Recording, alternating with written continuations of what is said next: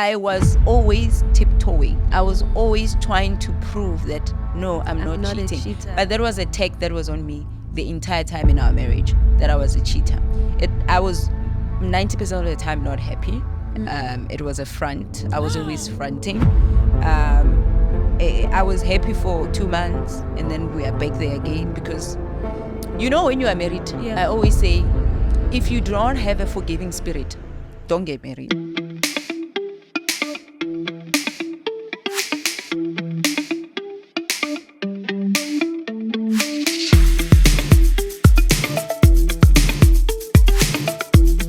Hi everyone, welcome to Ownnarrativepodcast by myself, Promise Makunyani. This podcast is about marriage and family dynamics.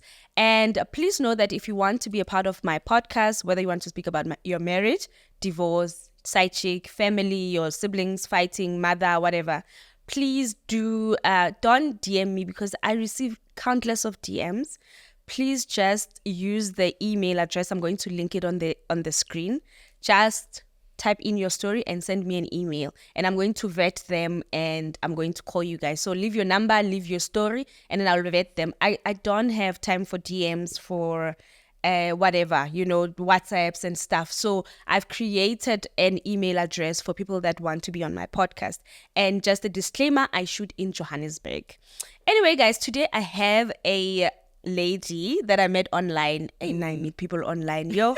I met online. I'm seeing her for the first time today, and I feel like I've seen you forever and forever and forever. That's how social media is. Mm-hmm. Welcome. Thank you for having me. Thank you for coming. And her name is Botshelo. Introduce yourself. Yeah. Okay. Where are you coming from?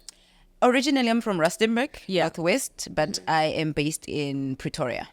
Are you still based in Pretoria? Oh, have you been based in Pretoria, Vele? Yes, I've been based in Pretoria for as long as I can remember. Oh, okay. Yeah. I thought it was because of your marriage that you're in Pretoria. No. Okay. No. So, Botshelos, please tell us about your upbringing, who you are, how you grew up, your family, and stuff. Like I said, my name is Botshelo Shamin Mahlangu.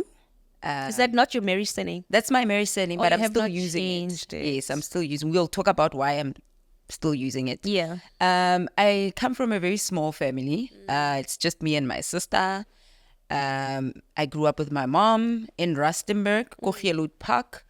I think I had a very nice childhood. Yeah. I've got a very supportive, very loving mother. I grew up very a confident child. I left high school. After finishing high school, I left, came to Pretoria, and I stayed in Pretoria for a year. I studied University College, and then I left. I went to America. So I worked as an au pair. Okay. In Chicago, then in New York, and in Boston. And then I went back to New York, and then after a couple of years, and I came back home. So when I came back, obviously I came back to Pretoria because I didn't want to go back home, right? So I came back to Pretoria, hustled until I found a job, and I've been here ever since. Okay. So what did you study at Varsity College? I studied basics of business communication.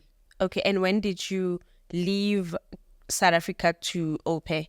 I think it was in 2009 because I remember 2010 nearly World Cup. I was not here.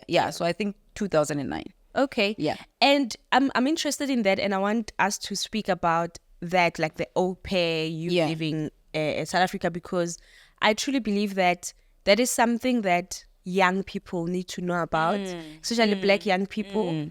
You finish your grade 12, you do not have money to go to university, but you want to do something, And I think that's also something that you can just decide that from matric, I don't want to go to university. I want to au pair, make a lot of money, come back to South Africa. And I'm doing this for the young girl that is in Limpopo somewhere in Tafelkop, finishing matric now, and they don't know what to do. How did you know about au pairing? I found out about it from a cousin of mine who did it, right? Okay. And I saw how it changed her life. When she came back, she was very independent. And she as well said, if you are studying and you don't really know the path that you want to take career-wise, it's best that you take a gap year. So we looked at it as me taking a gap year to kind of go out there, explore the world. And then maybe when I come back, then I'll have an idea of what is it that I want to do, right? Yeah. So I found an agency, and I was lucky that I did it at that point because I was still young. I was not yet 21. Yeah. And I think it's very important to travel the world when you are that young, when you don't have kids, when you are not married, because when you get outside there, you really see sort of there's more to life, you know. You explore, you meet people from different countries, and I grew up a lot, but I think I regret it because I got there. One thing I regret was that I got there and I worked. I worked because at the back of my head I was thinking I need to go back home. Yeah. And I can't go back home empty-handed. Wait to the thing. I wrote to America, you know, so like also a toilet. Yes. It's like also a toilet. Yeah, so I didn't really travel a lot. I did, and I think I was very fortunate that the first family I stayed with was South African. They were South African white couple that left when they were still teenagers. So it was me living in Chicago, but I had a bit of South Africa. You know, I had coffee, I had rooibos in the house. Okay. I could eat lunch bar once in a while. What language do they speak? They were English. Okay. Yes. And the nice thing about them is that they were very wealthy. So they had summer houses outside the country.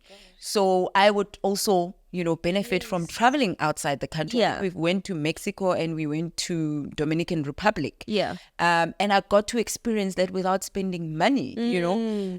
But then I changed and I got an American family because I wanted to test. I wanted to try what is it that's, you know, how is it living with a Black American family? Yeah. They were also very wealthy. The husband worked for, he was a basketball player. Unfortunately, I can't display. But very wealthy family. How wealthy? Like a yard full of automobiles? Or... Girl, I was driving a Mini Cooper. I had the whole basement to myself. Like a little housing for myself. Yes. Bale, I don't know why they even needed a nanny because they had an in-house chef. They had it. I think we were 3 or 2 nannies. I don't even remember working there. Hey, it was like I was on holiday most of the time. Every time there's a game, the husband is playing, we are all going. You know, it was like I was the big sister. Yeah. You know. Yeah. But I got to experience their culture and how they live, how they raise their kids, and I think it also molded me and groomed me into being a better person and also being, you know, wanting and striving to become someone's wife and mother one day. 100%. Yeah. So it was amazing experience. So how long did you stay abroad? I was there, I think, for 3 years. I worked with 2 families. Okay. And then the program, remember, you go with an agency. Okay. So the agency gives you like 2 months. Yeah. To literally just travel and be there legally. And then after 2 months, you have to come back home because your contract is ending. Okay. So what I did with the 2 months, because I wanted money. I wanted to make money. I got a job from a very nice lady. She's a South African. You're just from South Africa, you are like in Chicago somewhere. How do you now go around? Does the agency find you a place to go and stay? Yes. Remember, it's a long process. It's a long, tedious process. But you interview the family as well. You don't go there and it's a ta-da. So by the time I get there, I know the family. I've done Skype calls with them. I've met the children. Yeah. They have met me. So it's a match that we both agreed on. And what happens is you get there's meetings with other au pairs. Yeah. And that's how you end up making friends. Right? And obviously it wouldn't be wise you go there and you date a South African or you have friends with South Africans.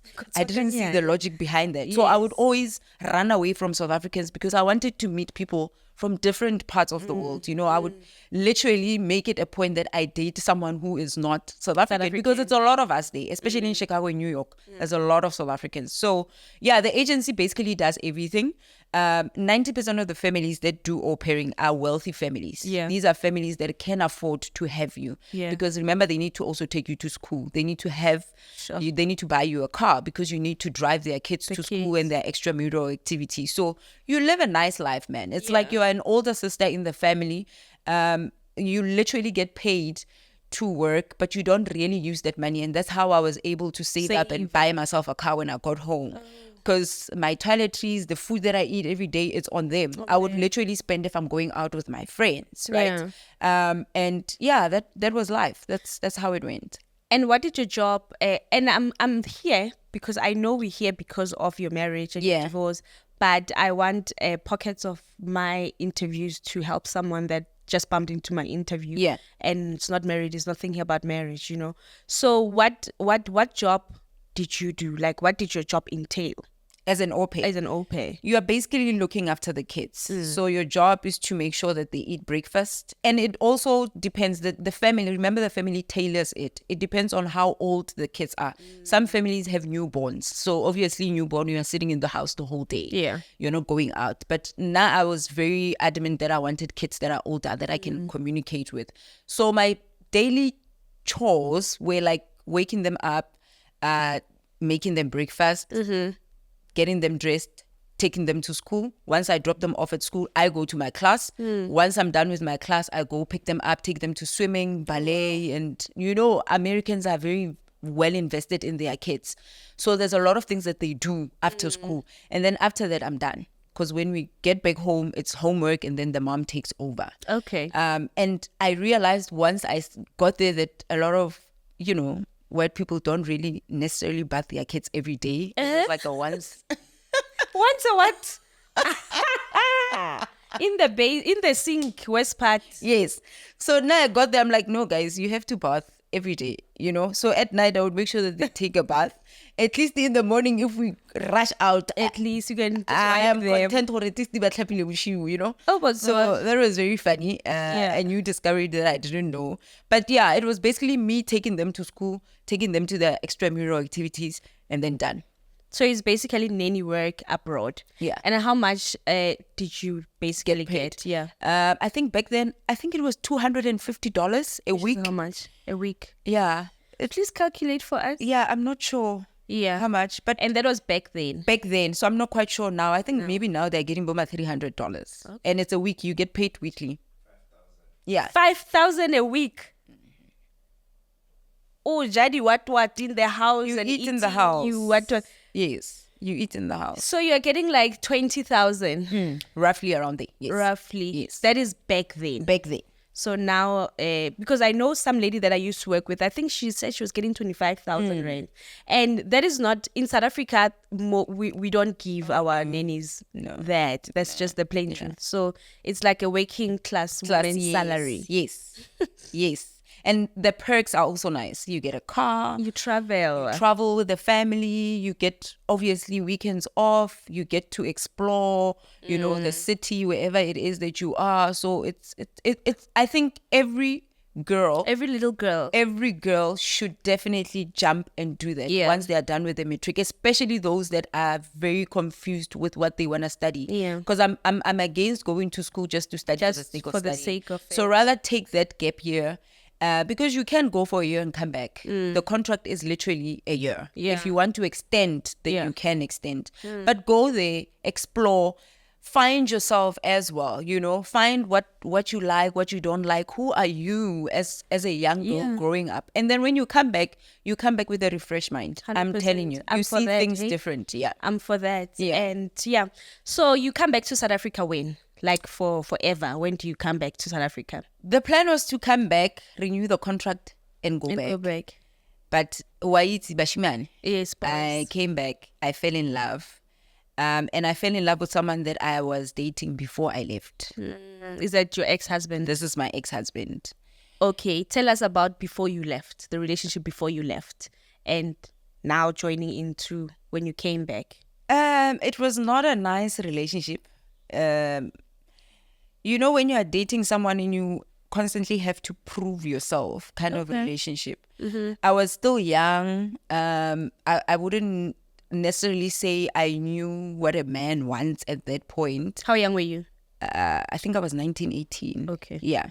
And he had just came from a situation where Nansite Mahat. So he's a very family orientated person. I want to get married. I want to have a solid family. Yeah. So I met him. I think he was still heartbroken. But that was not communicated. But later on, I could see, man, the way this person was treating me was not kosher. So we ended the relationship and I left the country. Did you leave not because of that, but was it like also a break from that? From the No, heartbreak? no, never. I left because it was time for me to leave. I had started that relationship once I had already started the application process. Remember, that application process takes time because you need childcare hours and it's a long application. Okay. So by the time they approved it and I got my family, me and this guy were already done. Okay. You know, so and You I never left because of him. No. Okay, and then you come back which year? I came back, I think 2013. 2013. Yes. 2013 or 14, somewhere there. I don't remember. And then you rekindle you say, hi, I'm back, or what? No. I went into a different relationship. Very great relationship. You know, a relationship when you are yourself. It's a nice relationship. But there was no growth. The guy was very stagnant. He didn't want to grow up. He didn't want to change. So obviously that relationship ended. So by the time it ends, this one now reappears. The old. Yes. Your ex-husband. My ex-husband. Yeah. And we just obviously hit it off. We were not new to each other. Yes. But obviously there were now dynamics that had changed in his life that kind of made me, tread carefully. But because I loved him, I just... What dynamics are those? Remember, he had been married before. Yeah. There were kids now. Okay. He had 2 boys. With the same person that no, he had? Different. Okay. So during the time that I was in America, he got married. Got married again? Again. Okay. So he got married again and he had 2 kids with this one. I see. And they broke up and then I came back. So now I'm coming back with him with 2 kids. And 2 failed marriages. Yes. And I think they were customary marriages, ne? Yeah, the ones yes. So now I'm coming in with the legal one. Hey, and it was very funny how we got married because it was a random day. It was funny how you got married. Yeah, how I was proposed. Okay. Sorry, how I was proposed. I had entered The Voice. So we went to The Voice. It was almost the final rounds to be the ones before they publicize it. Okay. Put it on television. Yeah. So after we came back, we were sitting in the car and he's like, what is it that you actually want from this relationship? And I was like, it would be great if we would end up in a marriage setup. And the following day he came with the ring. Hey, boo. That was it. So there was no flowers. Yes. Someone there singing. No. He literally gave you what you said you want. The following day. And then now you were engaged. Now I'm engaged. Did you take it as an engagement? Or yes, I did. Because obviously, I seen a ring. I like the ring. Where were you guys? The little guy. I don't remember. Hey? Yeah. Funny enough, I don't remember. I just remember the ring came. Yeah. And then you told your parents. After a couple of days. How long into the relationship were you guys now at that point? Oh, no, it was not yet. Like, Kishona really 6 months. Yes, Kishona really 6 months. Yeah. But everything moved very quickly. Very quickly. And then you had money that time. Like, did you had money from your au pairing, or already you had bought your car? Remember, au pairing, I came back. I bought myself a car. Oh, you were in another relationship. Okay. Yeah, but I was working. I was very independent. I had my own apartment. You had a corporate job, actually. Corporate job, yes. Yeah. Getting paid very well. Yeah. I had my own apartment fully finished. I had my own car. Working class. And he has always been an entrepreneur. So when we came together, it was magic. It was nice, He was very supportive, very loving. He was always there. The signs were always there, but because you are in love, you overlook the signs. Yeah. That's what I did. I don't know about other people, but that's what I did. Yes. So, we fell in love. He proposed. A couple of days, I told my mom. I think a couple of weeks, I salongwalo. And it was fast. Okay. Everyone was excited. I remember the last born. So everyone has been waiting for me to get married. So it was great news for everyone. So the process was like quick. And then now he lobolat you. You guys went to sign. Did you have a celebration or it was just like traditional? We had a big celebration. That's when I met you because I saw your wedding. Somebody sent me something. I was planning my wedding or something. Yeah. Somebody sent me your profile. That's how I started following you on Yes. Because I actually wanted to ask you, No, someone from home was following you. Then they sent me, I don't know what they were sending, but I think I was preparing my wedding and they sent me something that was at your wedding. And then, which year did you get married? 2017. Yes, I got married in 2018. Yes. So they were sending me something at your wedding and then I started following you on the. But then how now we moved it to WhatsApp, I don't know. Yeah. No, I think we moved it to WhatsApp after you got married because we had a lot to talk about. Remember about step kids? Yes, that's where the WhatsApp started. Yes. Yes. No, we had a big celebration. We had a huge, beautiful wedding. It was amazing. And then now you're moving together, or at that point you have moved in together already? We were like, yeah, he had already moved in, and a little bit in your apartment. Yes. Okay, great. And then now you move into your house because I knew you in your house. In your house. When do you guys now move into your house? So we moved out of my apartment, I think a month after we got married. After the big celebration, we went to his parents' house because we were trying to look for a bigger place because it was a 1-bedroom apartment. And then I think after a couple of months, we found a 2-bedroom apartment because remember, he's got 2 kids. So we needed an extra room. And then I fell pregnant. I think a couple of months after moving in there. So we had to now start saying, okay, we need to start buying a place because we're going to have a newborn baby. And that's when the process started. And I think that's when we started talking. Yeah. When I was in the big house. In the big house.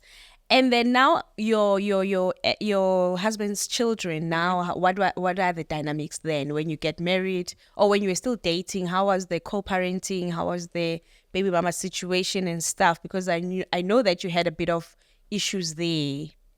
There were a lot of issues, Waity Promise. And I would like to say that to people that are still yet going to get married with people that have kids outside. Yeah. It's always best to voice out your feelings towards that and not bottle it in, because once you bottle it in and you step into that marriage, this person is thinking that you are okay with whatever that he's doing with the kids. So a lot of issues started way before we even got married. I remember there was a time I had knocked off, and I will never forget this day because I think that day was that was God saying, Botshelos, go. No. So I just knocked off and I'm like, let's pizza. You know, because he's an entrepreneur, he's literally flexible, right? Yeah. So Hege Chaser, he's there, he picks me up. On our way to the pizza shop, Motowa stop. There's no way I'm going to go buy pizza when I don't know what my kids are eating.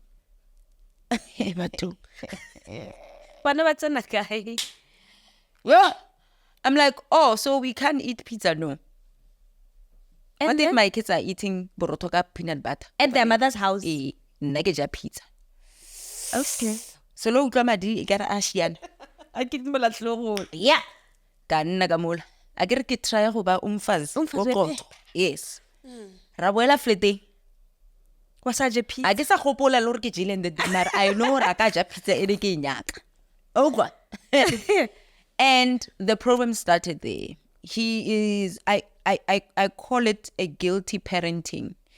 You know when someone guilty parents because they are not staying with the kids. So when the kids are there, they overcompensate. And that was the situation. And it was very difficult for me to interject because every time I try to say something or do something, it's looked at as if I get so I would end up just taking a step back and keeping quiet. But then I later saw once I got married and we moved into the big house that it didn't serve me, because I would literally say, it's 12 o'clock, guys. You can't be in the pantry eating sweets. And he would be sitting in the study and they will go to him, Dad, we want sweets. And he would go and give them to him.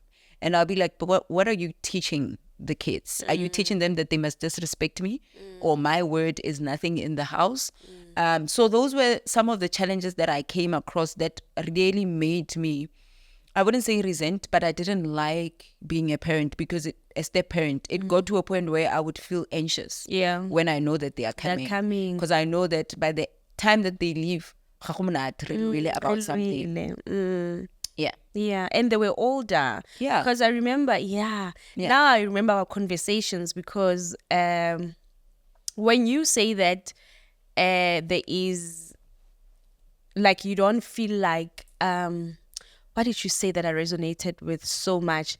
That when you are a step parent, I wanted to say that I went to a podcast, Engineer Your Life podcast, and then we touched on step parenting. Yeah. And I said, step parenting is not easy, most especially if you don't have a child of your own. Yes. Because it will always come from, whatever that you do will always come from, you don't understand. You know? You're not a parent. You're not a parent, so you don't understand. Whether coming from the mother itself, the mother will tell the man or the husband or the boyfriend that that woman of yours does not even have children. And for them it registered that actually maybe she does not know how to take care of a child, you know.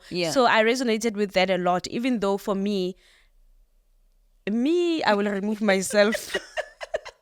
I'll remove myself. And it's so hurtful because you're trying to be there, you're trying to help, and you're going to spend forever with this person. So is this my life? Yeah. You know? Yeah. So removing yourself, and like you said, voicing out, because I remember our difference was that you were emphasized, you were like the reserved one, you know?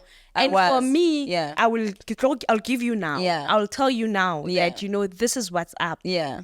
And then you will know how I feel. Even when we move forward, you know exactly how I feel. They just I was the opposite. And it continued like that until the time I got pregnant and I had my child.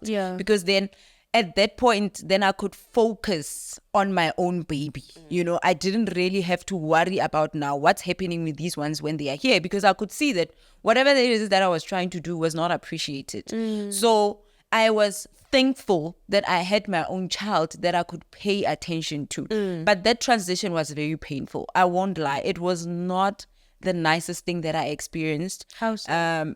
Because it put a lot of strain in our relationship. And to a certain extent, I think I started resenting him. Because I felt like he doesn't know how to handle me and his kids at the same time.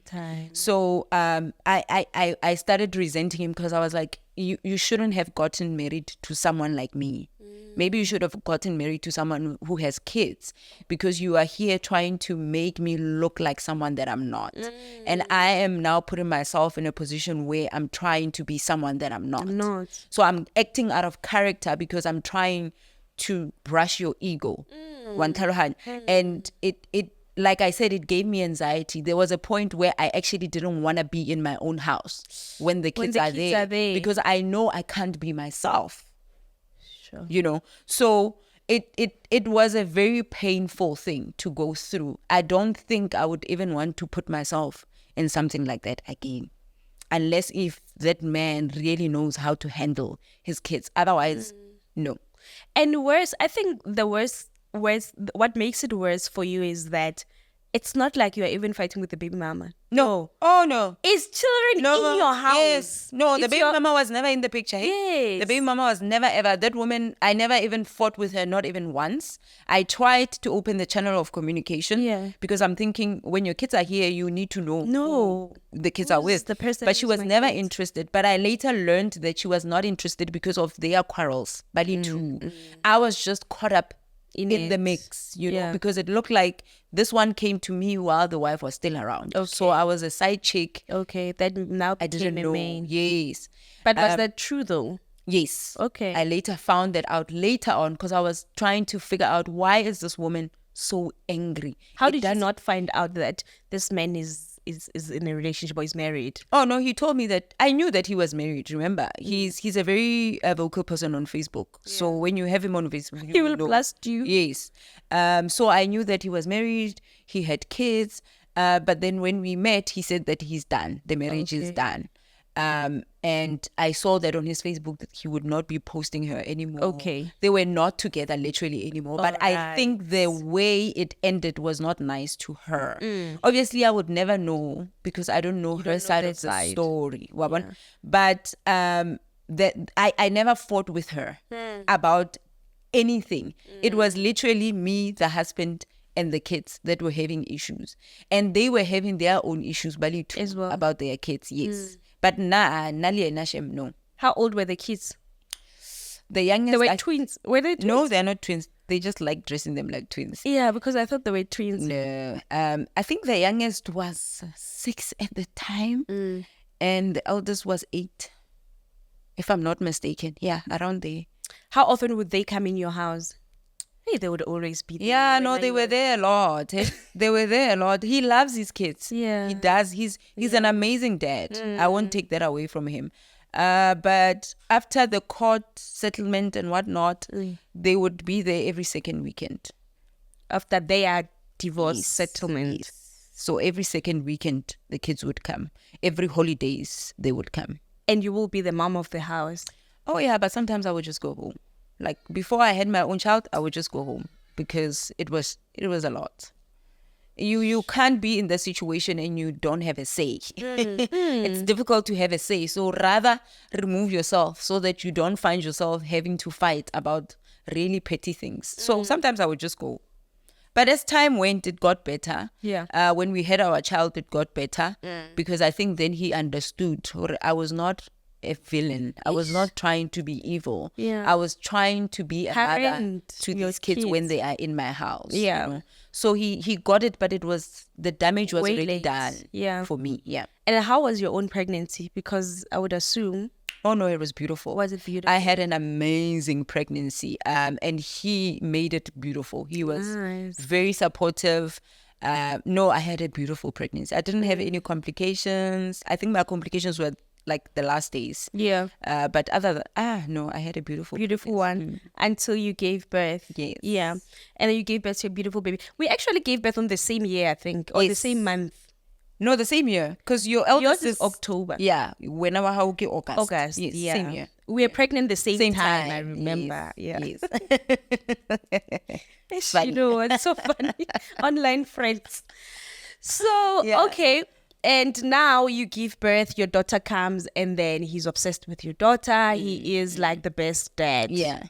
Yeah. How is the marriage then? Like overall now, how is the marriage? And when do you now start seeing that Lana, I might not stay forever or whatever? Or it has been in your mind when these things were going? I think I knew that the marriage is not going to last 6 months into the marriage. So it was way before I got pregnant. Yeah.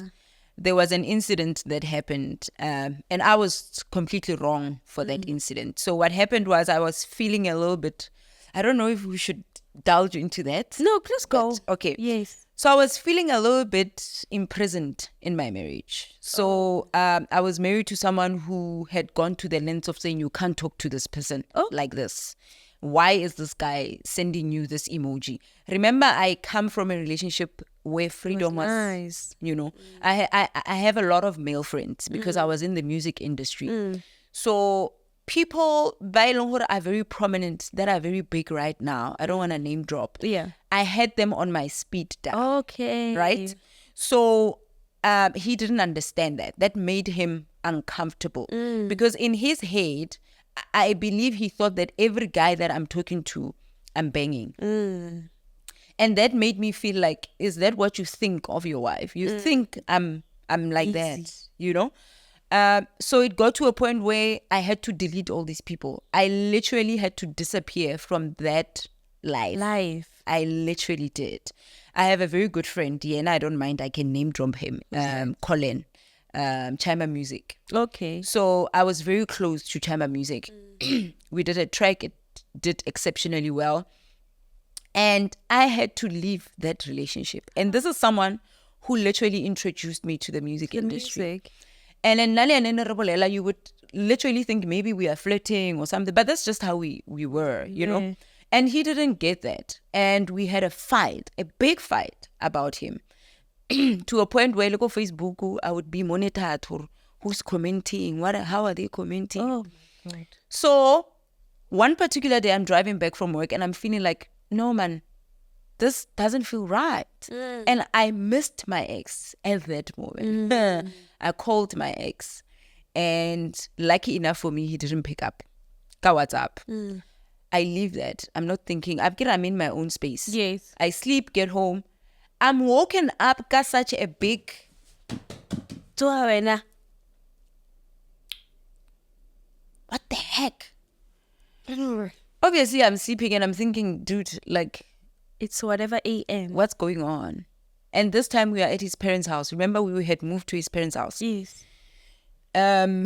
We had a quarrel. Why are you speaking to your ex? How can you do that to me? We are not even 6 months in marriage, you're already cheating. So I was labeled a cheater from that on. Okay. So you can imagine the troubles now? that came after that. He even went back to the pastor that married us and told him Botshelos is a cheater. Were you cheating though? No. That was literally the one call that I tried to make. Nothing happened. I never met him. I never spoke to him. Nothing happened, literally. He called my mom, told my mom about it. I was ambushed. One day we went to a friend's wedding back home. My mom calls me. He's like, I'm going to work. Before I go to work, you must make sure that you pass here. My mom is a very calm person. Eh? And that time I was like, definitely something is wrong. Yes. So I get there. He's like, I'm very disappointed in you. How can you do this? Hey, Your husband. Yes. And I'm looking at him like, really? Like you When? did that? So after that, I was always tiptoeing. I was always trying to prove that, no, I'm not not a cheating. cheater. But there was a tag that was on me the entire time in our marriage that I was a cheater. I was 90% of the time not happy. It was a front. I was always fronting.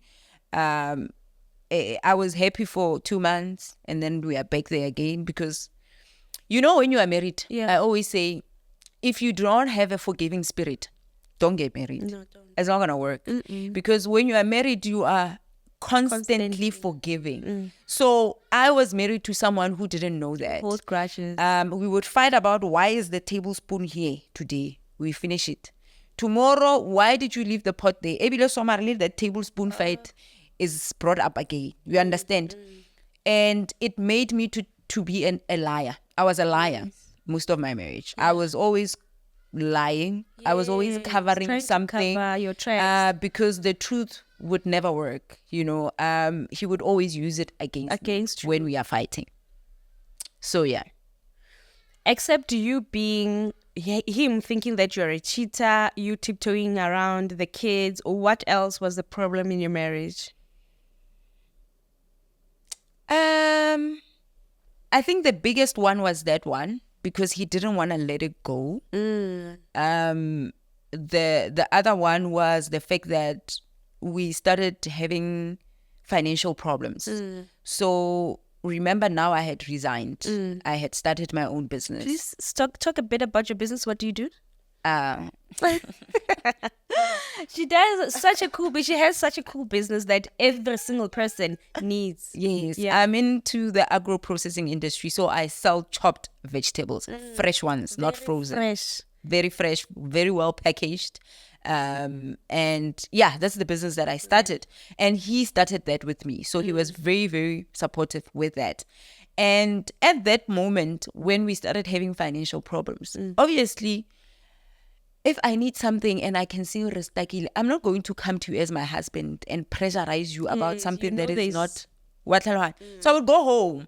But going home would mean I would have to lie. Okay. Right? I would have to lie where I got that money because he would be like, but why are you going? Go ahead. Now your mom is going to think I'm useless. And I'm like, but my mom would never think that of you. My mom adores you. But now you are putting me in a situation where I have to lie about unnecessary things. Because I would lie and he would always find out because he would always go through my phone. Yeah. The other biggest problem was that after I gave birth, I lost my libido. Oh, yeah. So, yeah, no, that was hectic. That was... And I think also if it was that big that, because most women after they give birth, we lose our libido. Yeah. It's like a natural thing, right? But then maybe if on top of naturally losing a libido as a woman, now there are issues. Now that we can just stretch I was just forever. detached. Yeah. I think I was detached more than anything.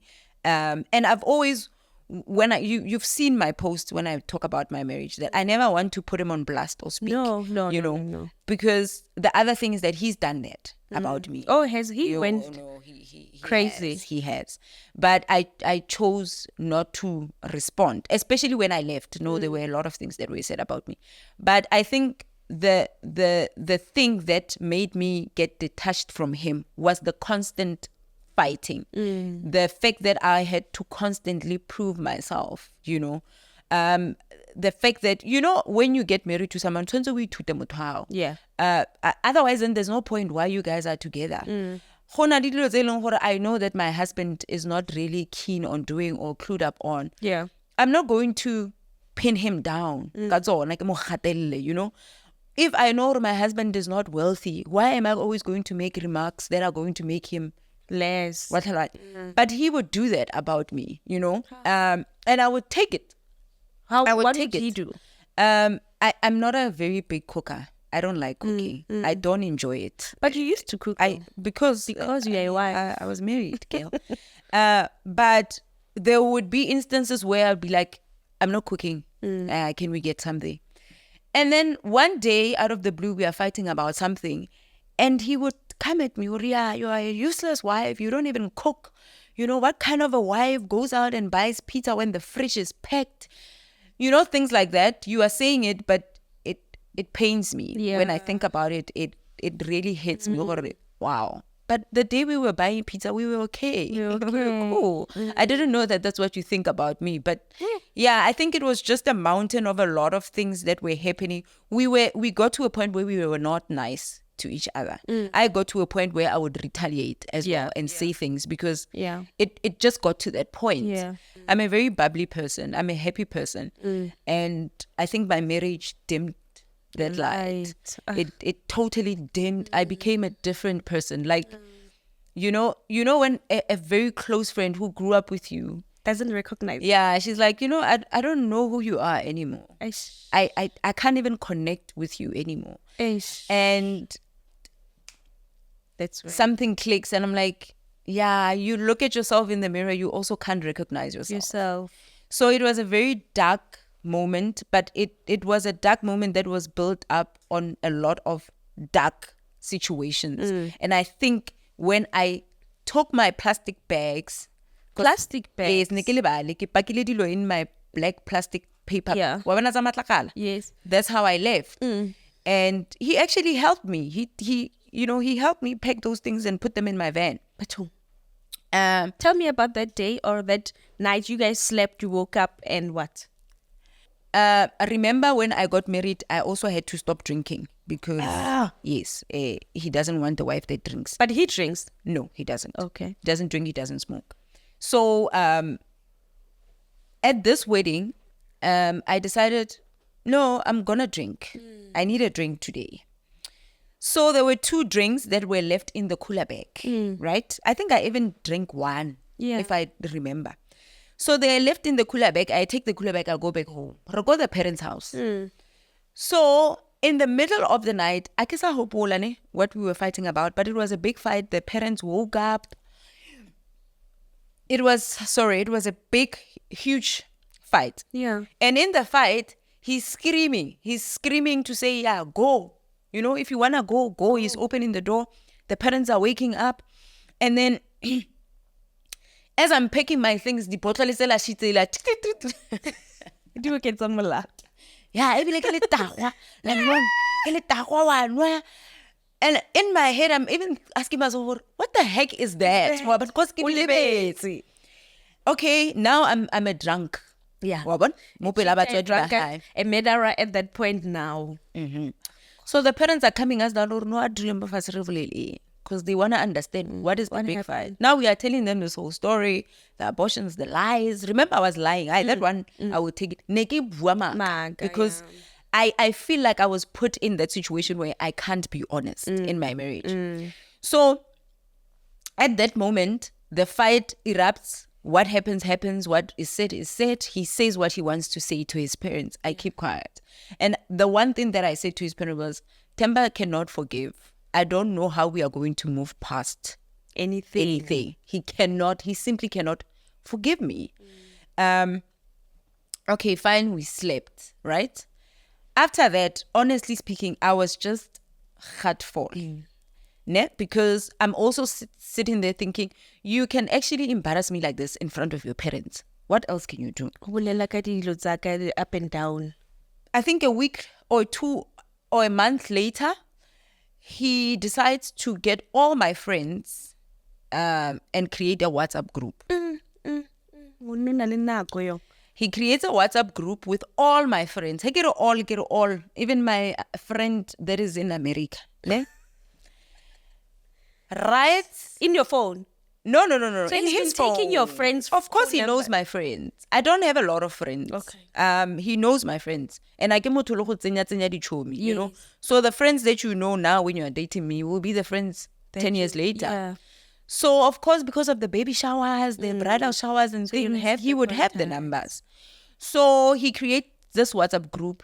He explains in this WhatsApp group as his defense, what I want to tell you my side of the story, because I believe Botshelo has been telling you how horrible of a husband I am. I feel I need to defend myself to you guys. Yeah. And he tells them that I gave her a push gift of 20,000. You know, why is she saying now I'm useless? Now because he had this thing, because he doesn't have money anymore, I'm disrespecting him. Oh. And it really never made sense, because when I met him, he didn't have money. Right? He really literally didn't have money. He didn't even have his own apartment. Like he was living at home. He was staying at my apartment. At some point, he didn't even have cars, because that wife took all the cars. Yeah. At some point, he would drive my car until he got his own car. Yeah. So it baffled me when he would say that I'm disrespecting him because now things are down. Yeah. But I'm like, when I married you, things were really down. Yeah. If I was really after money, I wouldn't have married you at that point. But anyway, so he defends himself on this WhatsApp group. I get a call. Ke go shopo ke busy. Ke chop at cabbage. I get a call from this friend of mine in America. She's like, what the hell is going on? Please check your WhatsApp. Yes. I go on WhatsApp. Everyone is now starting to leave the group. I couldn't even move past the first paragraph. And I just broke down. Oh. And I said, this is it. There is no coming back from this. You have gone on this WhatsApp and you have told my friends about this abortion that I didn't tell them. Oh my gosh. You have gone and exposed yourself about things that I never tell them. I never told them. You are thinking that I told them. I didn't tell them. Now they know. Right? So I'm not sure how you are thinking. How are they going to look at you again? Now, and look at me. Yes. I'm with a man. 1, 2, 3, 1, 2, 3. So I remember I broke down. I had a horrible day at work. I think it was a Thursday or Friday. I said Saturday. Sunday morning, I waited for his parents to go to church because they are pastors. They went to church. He didn't go to church. I started packing my things. He's a pastor's kid. Oh, yes. He plays an organ. Oh. Yes. He's that guy. Okay. Yes. Very charming guy. Very handsome. Yes. So he helped me when he could see that I'm now leaving. He helped me. Yes. Yeah,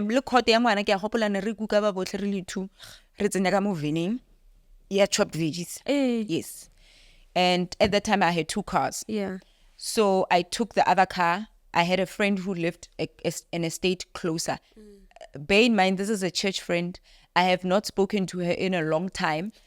And I just called her. I said, I need your help. She's like, I'm home. I'm like, I need to park my car. Yeah.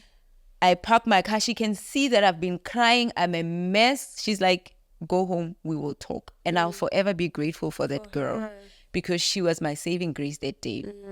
And I went back. She drove me back to the house. I took my van. I drove and I went to Rustenburg. And it was a list of insults on the way until I got home. And I just broke down when I got home. Were you briefing your mother throughout? My mom knew everything.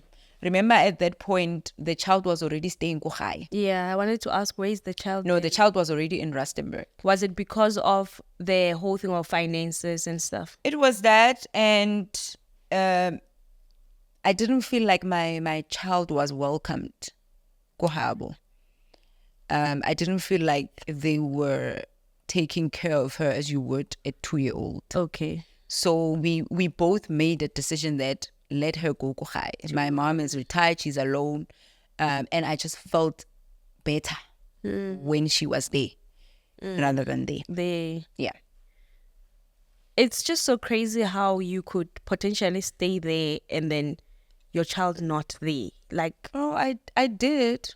I made it work somehow. Yeah. No. I mean how they would want to expect you as a makoti, or you must stay here, Wena, and then your child, like I don't even think they were bothered.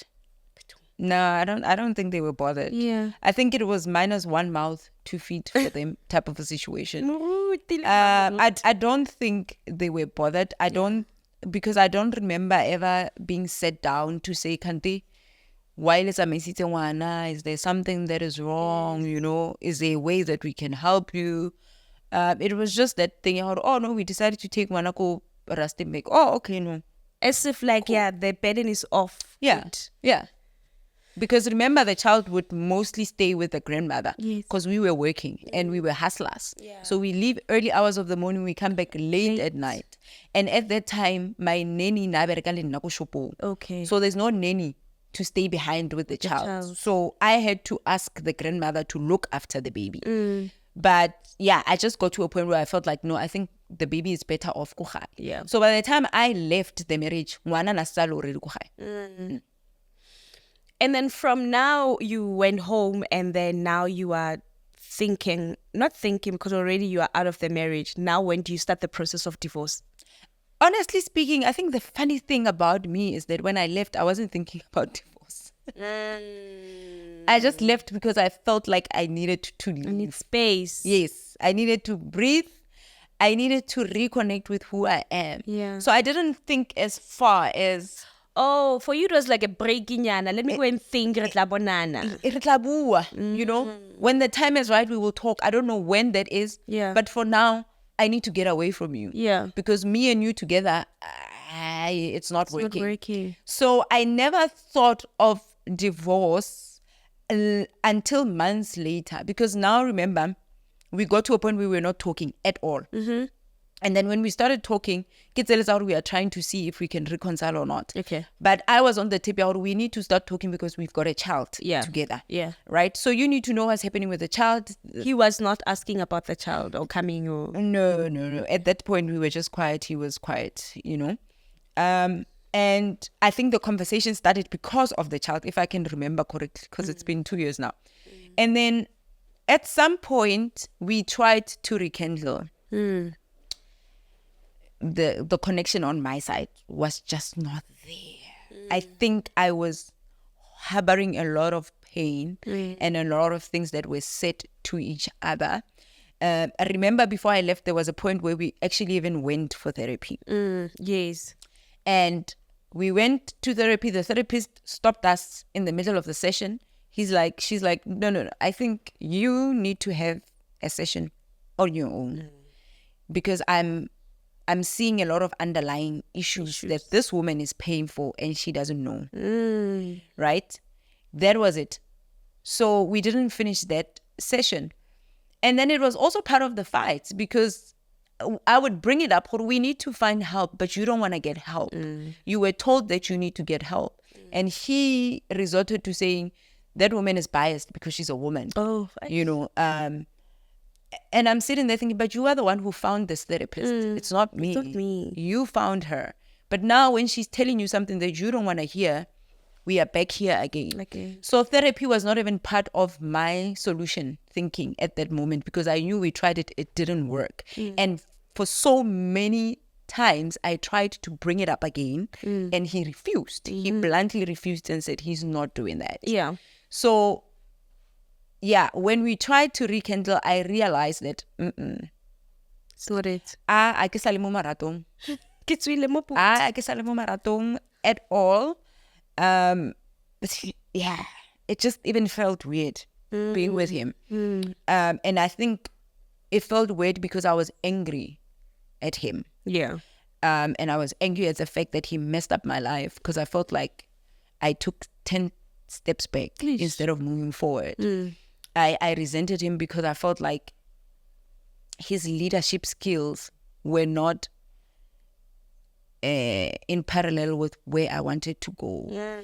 But I had to just follow because he's the man, right? But then I realized that he was actually a man without a plan and a vision. So we were just lingering. We were not going anywhere. We were lingering. And he was literally focusing on the fact that I'm a cheater instead of focusing on building the solid family that he wants. And I got angry. The moment I thought about those things, I just got angry. The moment I thought about the financial implications I got myself into trying to help him, and he could turn around and say, but I didn't put a gun to your head. I didn't put a gun to your head. So what are you talking about? Sort it out, you know? And when you listen to him, that's true. Then you start to ask yourself. Yeah, he didn't. I did it betrayed myself. I was in love and I was thinking that I'm building something here. Yeah. And unfortunately, I have to now start realizing that I have to take accountability for those things that I did. Yes. You know, I can't blame him. That's very powerful. And I wish it's a realization that I also got in my marriage, like in the first year when we're still having issues. Yeah. I was like, if inside your marriage you can actually take accountability on every bad thing that happens, take accountability at that point. That, okay, this person is saying this, what did I do in this? Yeah. Then next time, don't do that. Yeah. You will live in your marriage very nicely, happy. And he will know that he will never point a finger at you. Because when you know, in this situation, I was did at fault this. here. Yes. I did this. I allowed him to give him my monies. He did not put a gun on me. Yeah. So it teaches you to say, you are with this person, but you are also an individual. Yeah. Yes. So that is one thing that is a whole conversation on its own, that within our marriages, we need to take accountability on every single thing that happens. It's important. Then the next time we'll know how to act. Yes. You know very well, if you guys were still in a marriage and he's like, I did not ask you, next time I don't borrow you anything. Yes. No matter how.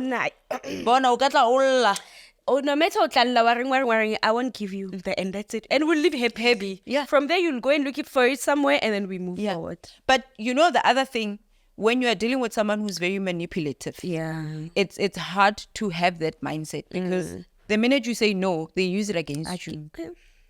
So you are caught up in between, do I stand firm with what I believe? Because I believe a man is supposed to provide. Yes. I believe a man is supposed to have a plan and a vision. I believe I'm here because I need to be your helper. But if I'm going to be your helper to an extent, your business is stuck, it needs 10K or 50K, and I must now put myself in a situation where I have to go and get a loan for you. What are we doing? And where are we going? Because the minute I do that, as for you as a man, I now realize that we were lost a long time ago. That's a whole conversation on its own. Yeah. Because I think, when you take it back to the Bible, that's that, right?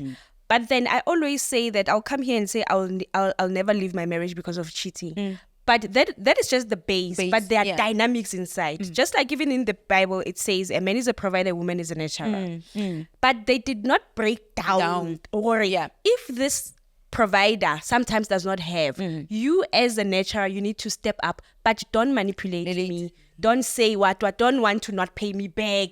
Don't now make it my duty.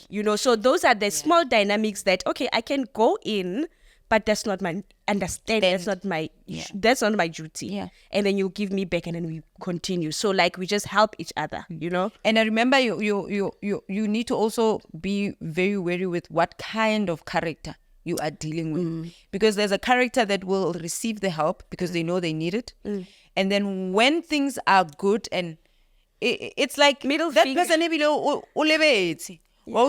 because I was also in that situation where he would do things for me because I'm thinking, but the day we are fighting, Kia, I did this for you. That's what a provider must. I did this for you. I remember when I left, there was a point where things had to be taken out of my shop because these are things that he bought for me. I was asked to bring back the phone and this watch because he's the one who brought them. I know. So, if he had bought me a car, I'm sure he would have taken it. One tlhaloganyo. And it pained me. Like I said, this guy met me, kinale everything. And he left me with literally nothing. Nothing.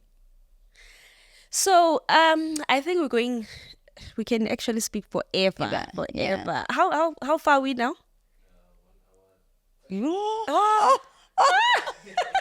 Really? No, I think no. I talk a lot. No, but your story is so interesting. That's why I'm like, we never even touched where you are now. Are you guys co-parenting? Yeah. That is not big sure. We are trying. Remember, our divorce just got finalized now. 31st December. Oh, wow. And I feel like we are back to square one now because we are not talking. Is he angry? He's angry at the maintenance settlement. He was not agreeing to that. What does it say? So why didn't he, or he tried to fight it and they were like, this is how it's supposed to be? No, he was fighting with me. He was not fighting with the court. He was fighting with me. Why did I stipulate these certain amounts? And I basically said, you know what? If you have an issue, take the child. Wow. Take the child. Provide for the child. Yes. And the only thing that I will do is pay school fees and do things here and there. So I will be you. Oh my gosh. And then you can No woman would say that. My mother, because my mother is the one who's helping us with our child. Yes. Remember, I'm also in a very bad financial situation. Yes. So my mother is stepping in, right? So if you feel what I'm asking you to contribute is too much, take the baby. He won't be able to do that because remember, this person is in a relationship with someone. You said he put the person already on Facebook when you were like just... Yeah, but this one is a different one. Oh. Yeah, that one is gone. And that one, our daughter loved her because she's always talking about her. But that one is gone. This is a different one. Okay. So now you can't, he can't because he's staying with the girlfriend. So where does the baby fit in that mix? Where do they stay now with the girlfriend? I think somewhere in Soshanguve. I'm not sure. I don't know. And then you spoke about your surname. You said you why don't you change, or are you still just going to change? My daughter is still using Mahlangu. So I'm on that tip. I want to use the same surname as my daughter until such a time if I decide to get married. Then I will change it. But for now, you are such one of a kind of a woman. Like, you are totally different. Like the things that you're saying, for example, when you say that you said he can take the kid, most women won't do that. Now changing your surname, the first thing women want to do, it's just to change the surname. You know, you are so different. Remember, promise, this person was the love of my life. I loved this guy and I knew he loved me. We had our great moments. I don't hate him. Yeah. Right? I just hated how our marriage was. So that's why I could never sit here and want to speak foul about him because he's a great guy. Yeah. He's just not an amazing father. He's just not for me. Yeah. He was just not my husband to begin with. I made him my husband. That was not the husband I was supposed to have. Oh, wow. You know, and I had to take accountability and realize that he's an amazing guy. He's an amazing father. We have our own differences, but he is just not for me. I'm not for him. I don't have to speak evil about him to get my point across. Yeah. No. We had bad moments, and unfortunately, we have to speak about those bad moments so that we can make someone else realize for it. If you see these signs, this is unfortunately how things might end up. But he's not necessarily a horrible person. No, I think he will make an amazing husband to someone one day. Just not me. Just not me. In closing, would you say he's a narcissist? I heard you throwing around, which is most women as well, they throw around the word narcissist. He's just a narcissist. Do you think he's a narcissist? On the tip that he never wants to take accountability, he's always blaming me for what he's doing, I think yes. Because there's nothing that he would do and not say he was retaliating towards me. So there was never an accountability from his side. I think he's a very big manipulator when he wants. I mean, he would tell me that, what kind of a mother am I? Yeah. You know? And the things that someone says to you will make you realize, because a normal person wouldn't say such things. Yeah. You know, no matter how angry they are. Yeah. So, yeah. Okay, Botselo, that was such a packed conversation and so educational. Thank you so much for making time. And just in closing, guys, Botselo is a singer as well, so you can book her. She's a makeup artist as well, and she has is this my video? Is this my camera? Okay, so she has a ready chopped veggies. They're very fresh. Yeah. She has actually served celebrities like Nhlanhla Nciza. I think Lebo, Funny Chef. yes. Yeah. So just follow her. I'll leave her channels, everything, her details in the description box. So mummies, daddies, whoever we need, like Likamidiro, like events, big events, she caters for those. She's a singer as well. She's a makeup artist. I think you'll leave us with a note, can you? Am I putting you on the spot? You're putting me on the spot. Okay. Okay, anyway, let me say bye because after that we are cutting. Okay. Anyway, guys, thank you so much. I will see you in the next episode. Do not forget that I'll leave it again now, a email address, which is ownnarrativepodcast@gmail.com. Give me your story and yeah, I'll get in touch with you and give me your number, most probably your WhatsApp number. So yeah, thank you so much. And Botselo is going to leave us. She was part of Mr. South Africa. Guys, you know what? There's a lot that we didn't share. However, follow her so that you can know more about her. She'll leave us with a note. Bye. You guys are putting me on. Focus there. Okay. So nwabile siya tandana bazamile uzohlukanisa behluleka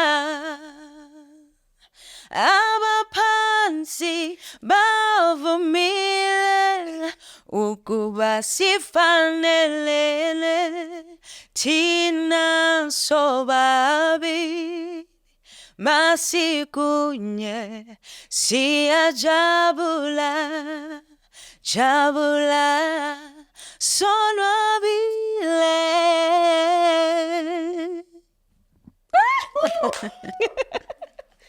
Thank you.